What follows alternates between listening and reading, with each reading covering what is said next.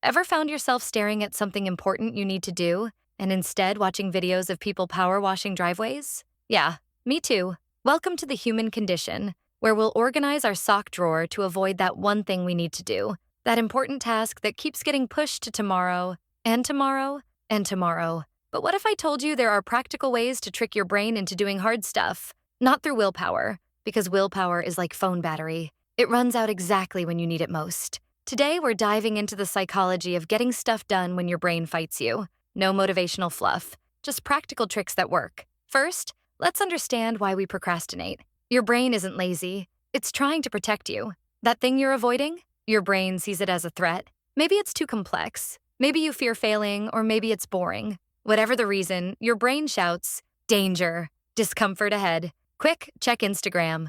But here's the thing, your brain is easy to hack. Let's start with my favorite trick, the 5-minute rule. Tell yourself you'll work on that dreaded task for 5 minutes. Just 5. Anyone can endure 5 minutes of discomfort. The beauty is that once you start, continuing is easier than starting again later. Newton wasn't just talking about physics when he said objects in motion tend to stay in motion.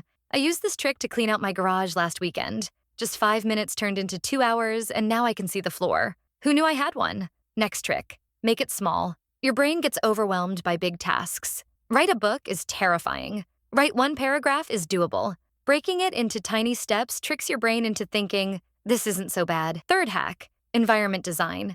Your willpower is weak, but your environment controls your behavior. Want to exercise in the morning? Sleep in workout clothes and put shoes by your bed. Need to write that report? Delete social media apps before you work. Can't stop snacking? Keep junk food out of your house. I struggled with morning workouts until I laid out gym clothes the night before. Now my tired brain doesn't need decisions. The path of least resistance is the path I want to take. Fourth trick, the commitment device. Deliberately limit your future choices to force your future self to do what your present self wants. Examples? Tell a friend you'll give them $50 if you don't finish that project by Friday. Book a non-refundable appointment. Work at a cafe where you'll be embarrassed if people see you watching cat videos. Last month, I told my friend I'd buy her dinner if I didn't finish my presentation by Thursday. I finished on Wednesday and saved $50. Win-win. Fifth technique, temptation bundling. Pair something you need to do with something you want to do. Listen to your favorite podcast only while exercising. Get your favorite coffee only when working on that difficult project. Watch Netflix only while folding laundry. I allow myself to watch reality TV only at the gym. Now I look forward to cardio day. Who knew strangers fighting could be so motivating? Number 6, make it social. We're social creatures and we care what others think. Use that.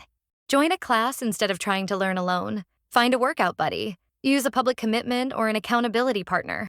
Sometimes all we need is someone who will notice if we don't show up. When I tried writing on my own, I quit after 2 weeks. When I joined an online writing group that meets every Tuesday, I've stuck with it for 6 months. The power of not wanting to disappoint others is surprisingly effective. And finally, forgive yourself when you slip up. Beating yourself up creates a cycle of shame and avoidance that makes everything harder. The people who actually accomplish hard things aren't the ones who never fail. They're the ones who get back up quickly after failing. Remember, doing hard things isn't about being perfect. It's about understanding how your brain works and setting up systems that work with your psychology, not against it. So next time you're staring at that mountain of a task, don't try to climb it all at once. Just take 5 minutes, make it tiny, design your environment, create commitment devices, bundle it with something fun, make it social, and be kind to yourself along the way. And hey, if all else fails, just remind yourself, future you will be really grateful to present you for doing this now instead of later. Be the hero in your own story. What hard thing are you avoiding right now? Try one of these techniques today and let me know how it goes. Oh wait, I almost forgot. If you like this video, you know what to do. Like, subscribe, all that stuff. Future you will thank you for that too.